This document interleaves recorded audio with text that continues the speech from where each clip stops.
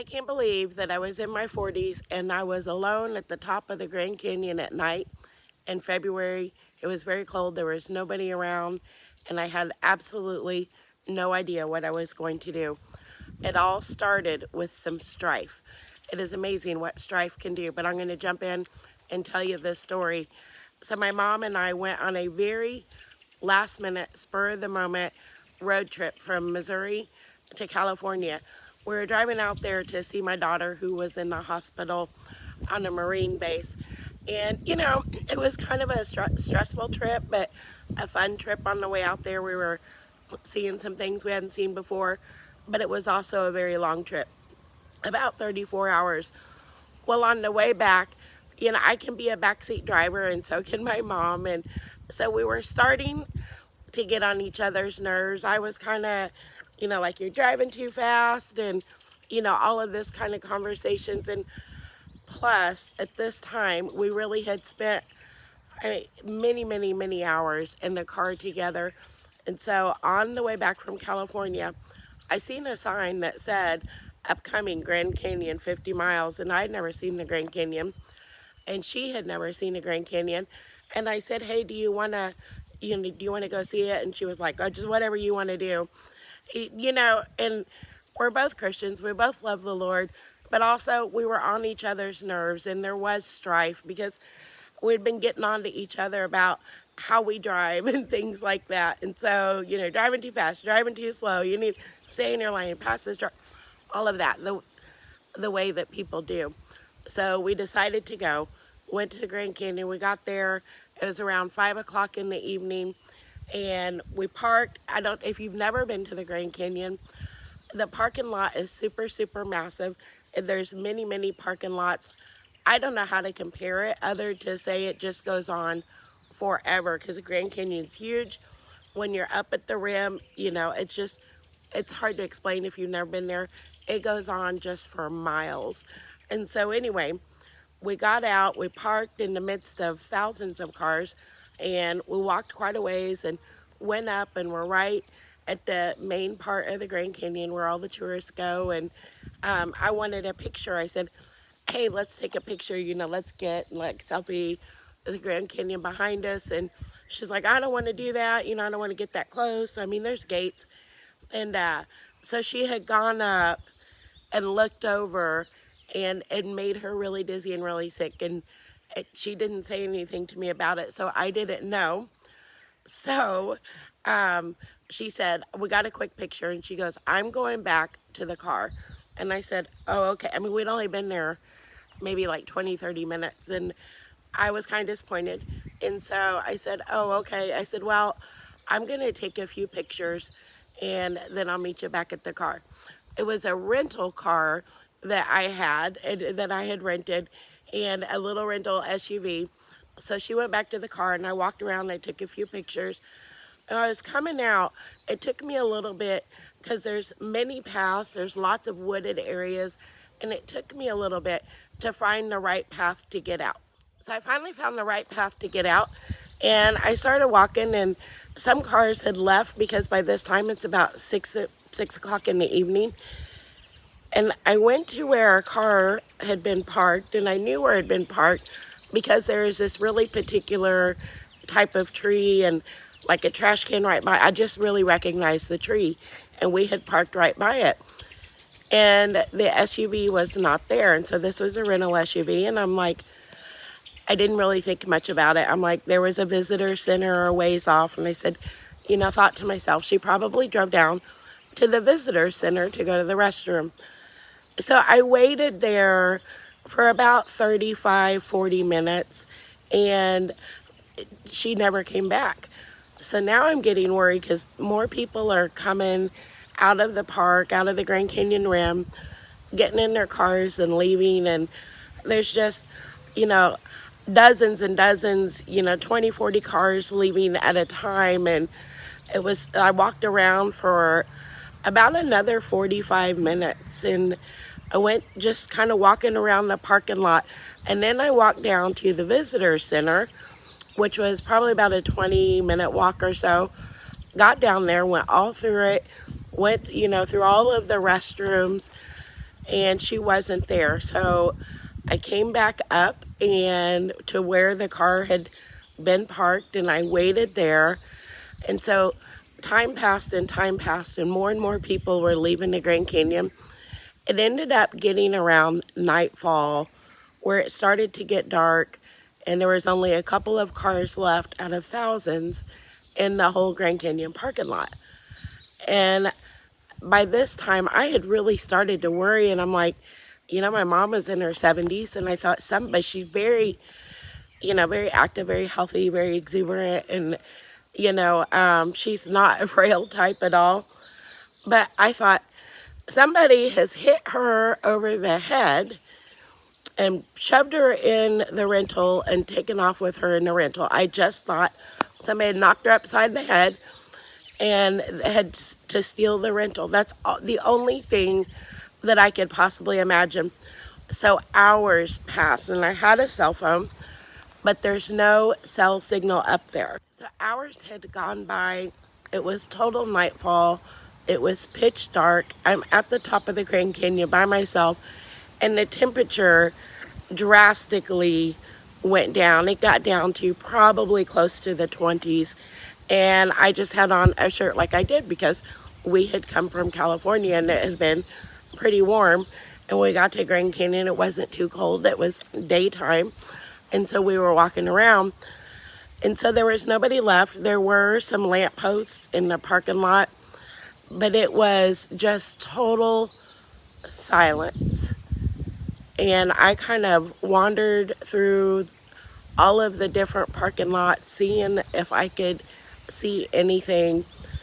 I kept having this really sick feeling in my stomach, like what had happened to her. How am I going to tell my stepdad and my siblings that, I had lost my mom at the Grand Canyon, that somebody had taken her? There literally at this time was zero doubt in my mind that somebody had nabbed her. So it was probably about maybe 6 hours or so, probably close to 6 hours, and it was getting close to midnight.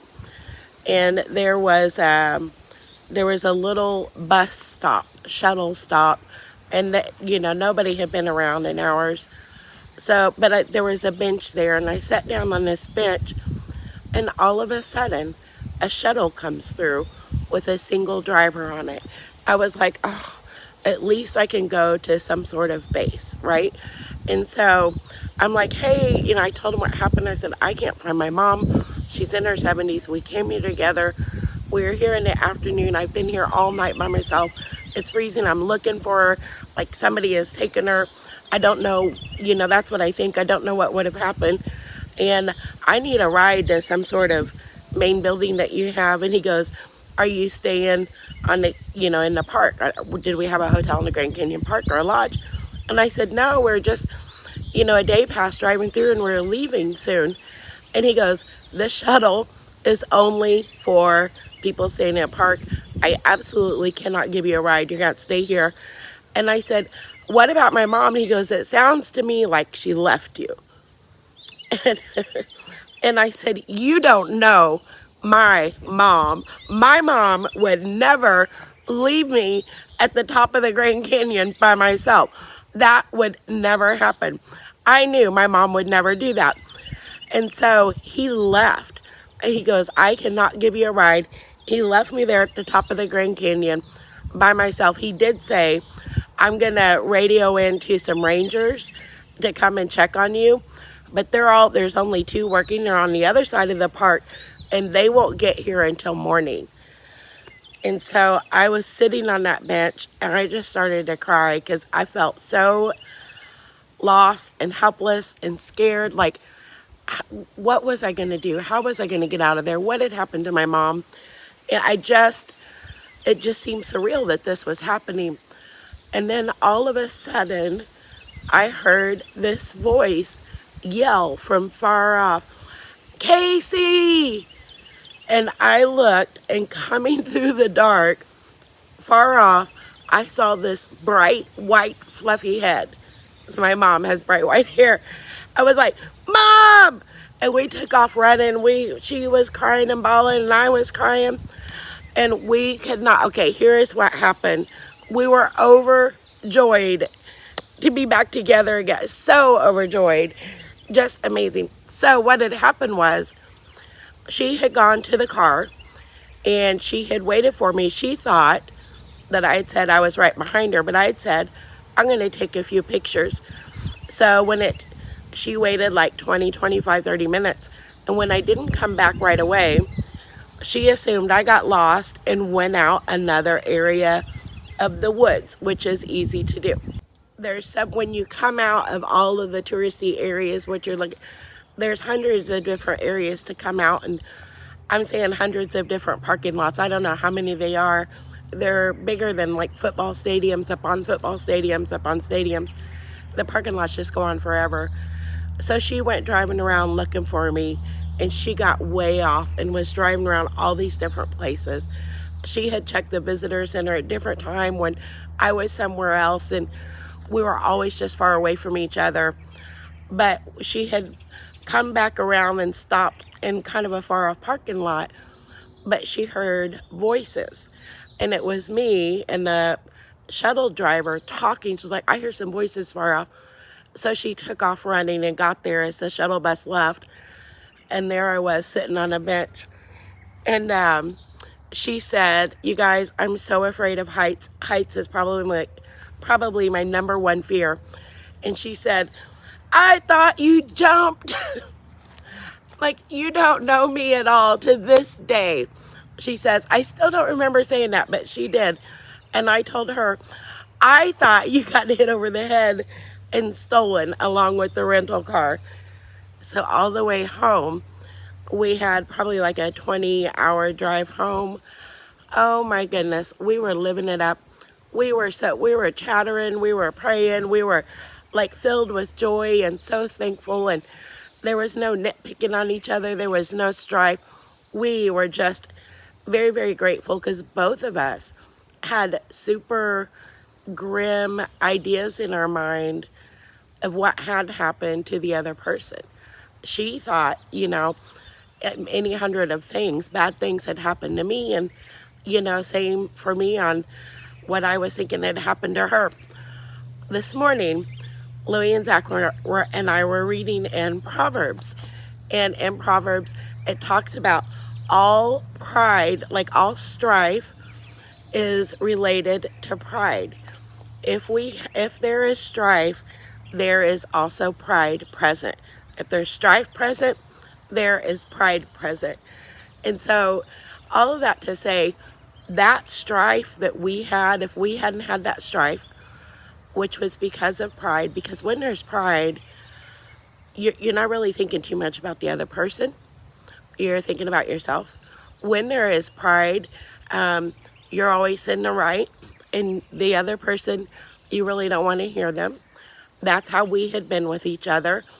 When there is pride, there is quarrels and all of this just unhealthy stuff. In our situation, it led to a bad situation that could have been much worse, and thanks to God it wasn't. But pride, if you're in the midst of a strife situation, a strifeful relationship or circumstance, it takes two people to have that strife. It does. It takes two people to have. You can have somebody that's being rude and proud and obnoxious and harsh or whatever, but the believer does not have to receive those things. You can hold up the shield of faith and say, not mine to receive. More often, and sometimes that is the situation, and you give the offense and the hurt to the Lord. But more often than not, it's two people in strife acting out of pride.